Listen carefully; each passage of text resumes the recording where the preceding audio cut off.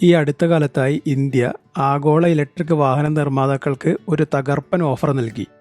മറ്റൊന്നുമല്ല, ഇന്ത്യയിൽ ഉൽപ്പാദനം നടത്താൻ തയ്യാറുള്ള നിർമ്മാതാക്കൾക്ക് ഒരു നിശ്ചിത കാലത്തേക്ക് ഇന്ത്യയിലേക്ക് കുറഞ്ഞ തീരുവയിൽ കാറുകൾ ഇറക്കുമതി ചെയ്യാം. ഇത് പ്രധാനമായും ലോകത്തിലെ ആഡംബര ഇലക്ട്രിക് വാഹന നിർമ്മാതാക്കളായ ടെസ്ലയെ ഉദ്ദേശിച്ചായിരുന്നു. കാരണം അവർ ഇതുവരെ ഇന്ത്യയിൽ കാർ നിർമ്മിക്കാൻ തയ്യാറായിരുന്നില്ല. ഇന്ത്യയുടെ make in India, Atmanirbhar Bharat എന്നീ നയങ്ങളുടെ ഭാഗമായി ഇന്ത്യയെ ഇലക്ട്രിക് വാഹന നിർമ്മാണത്തിന്റെ ഹബ്ബാക്കി മാറ്റുക എന്ന ലക്ഷ്യത്തിലേക്ക് എത്തുന്നതിനു വേണ്ടിയാണ് ഈ പുതിയ നയം പ്രഖ്യാപിച്ചത്.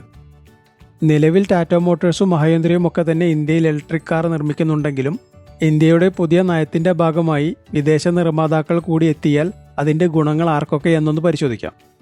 ഇന്ത്യയുടെ പുതിയ ഇലക്ട്രിക് വാഹനങ്ങൾക്കായുള്ള നയപ്രഖ്യാപനത്തിൽ നിന്ന് തന്നെ തുടങ്ങാം. 2024 March 15 heavy industries and revenue വകുപ്പിന്റെ വിജ്ഞാപനം ആദ്യമായി പുറത്തിറങ്ങിയത്. ഈ വിജ്ഞാപന പ്രകാരം 3 വർഷത്തിനുള്ളിൽ ഇന്ത്യയിൽ നിർമ്മാണം തുടങ്ങാൻ തയ്യാറുള്ള ഇലക്ട്രിക് വാഹന നിർമ്മാതാക്കൾക്ക് നിലവിലെ 70 മുതൽ 100% വരെയുള്ള ഇറക്കുമതി തീരുവ അടുത്ത 5 വർഷത്തേക്ക് 15% കുറയ്ക്കും. ഏകദേശം 30 ലക്ഷം രൂപയ്ക്ക് മുകളിൽ മൂല്യമുള്ള മുഴുവനായി നിർമ്മിച്ച കാറുകൾക്കാണ് ഈ ഇളവ് ലഭിക്കുക. 30 ലക്ഷം എന്നത് വാഹനത്തിന്റെ വിലയും ഇൻഷുറൻസും ഗതാഗത ചിലവും കൂട്ടിയ തുകയാണ്. ഈ വിജ്ഞാപനത്തിൽ ചില നിബന്ധനകൾ കൂടി ചേർത്തിട്ടുണ്ട്. അതായത് ഈ 5 വർഷ കാലയളവിൽ ഓരോ വർഷവും 8000 യൂണിറ്റുകളോ അല്ലെങ്കിൽ മൊത്തം മൂല്യം 6500 കോടി വരെയോ മാത്രമേ ഈ ഇളവ് ലഭിക്കൂ. കൂടാതെ 3 വർഷത്തിനുള്ളിൽ കുറഞ്ഞത് ഏകദേശം 4200 കോടി നിർമ്മാണ യൂണിറ്റിനായി നിക്ഷേപിക്കുകയും വേണം.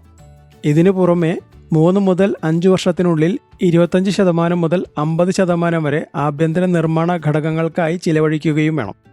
ഇന്ത്യയിലെ മൂലധന നിക്ഷേപത്തിന് ബാങ്ക് ഗ്യാരണ്ടിയും ആവശ്യമാണ്. നിക്ഷേപം നടത്തുമെന്ന വാക്ക് പാലിക്കുന്നതിനായുള്ള ഉറപ്പിന് വേണ്ടിയാണിത്. പ്ലാന്റിനായുള്ള ഭൂമി, കെട്ടിടം, ചാർജിങ്ങിന് വേണ്ട അടിസ്ഥാന സൗകര്യങ്ങൾ എന്നിവയെല്ലാം നിക്ഷേപമായി കണക്കാക്കും. എന്നാൽ ഈ പുതിയ ഓഫർ നൽകിയിട്ടും ടെസ്ല ഇന്ത്യയിൽ ഉൽപ്പാദിപ്പിക്കാൻ താല്പര്യമില്ല എന്ന് അറിയിക്കുകയായിരുന്നു. നമ്മുടെ യൂണിയൻ മിനിസ്റ്റർ HD കുമാരസ്വാമി തന്നെയാണ് ഈ വാർത്ത പുറത്തുവിട്ടത്. ഇനി ടെസ്ലയുടെ ഈ തീരുമാനത്തിന് പിന്നിലെ കാരണങ്ങൾ എന്തൊക്കെയാണെന്ന് നോക്കാം. ഒന്നാമതായി, ടെസ്ലയ്ക്ക് ഇന്ത്യൻ വിപണി ഒന്ന് പരീക്ഷിക്കണം. കാരണം താരതമ്യേന വില കൂടിയ ടെസ്ല വാഹനങ്ങൾ ഇന്ത്യയിൽ എത്രത്തോളം വിജയിക്കുമെന്ന് അറിയണം. കച്ചവടം തുടരണോ വേണ്ടയോ എന്ന തീരുമാനം അതിനുശേഷമേ എടുക്കൂ. ഇന്ത്യയുടെ പുതിയ ഓഫറുമായി മുന്നോട്ടു പോയാൽ ഭീമമായ തുക ഇന്ത്യയിൽ നിക്ഷേപിക്കാനുള്ള കരാറിൽ ഒപ്പുവയ്ക്കണം.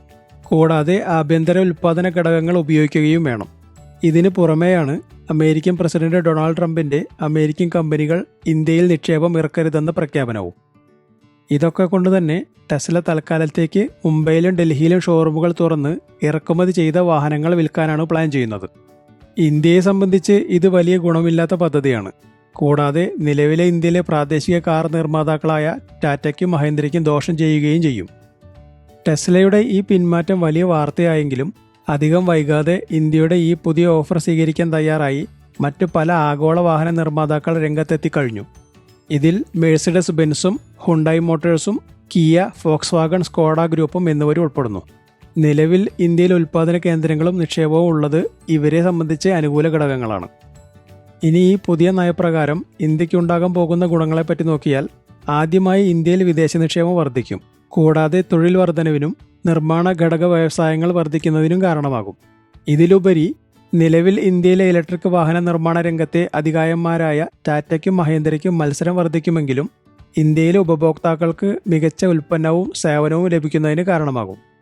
ഇതിനെല്ലാം പുറമെ ഇന്ത്യയുടെ നെറ്റ് സീറോ എമിഷൻ 2047 എന്ന മറ്റൊരു പദ്ധതിക്ക് കരുത്താവുകയും ചെയ്യും. എന്നിരുന്നാലും ഇന്ത്യയെ സംബന്ധിച്ച് ചില വെല്ലുവിളികൾ ഉണ്ടെന്നത് സത്യമാണ്.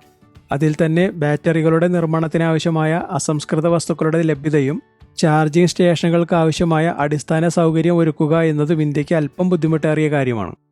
ഹ്രസ്വകാലയളവിലേക്ക് ഇത്തരം പ്രശ്നങ്ങൾ ഉണ്ടാകുമെങ്കിലും ദീർഘകാലാടിസ്ഥാനത്തിൽ ചിന്തിച്ചാൽ ഇന്ത്യക്ക് ഗുണകരമാകുമെന്ന് തീർച്ചയാണ്. ഇനി ഇതേക്കുറിച്ചുള്ള നിങ്ങളുടെ അഭിപ്രായങ്ങൾ കമന്റായി രേഖപ്പെടുത്തൂ.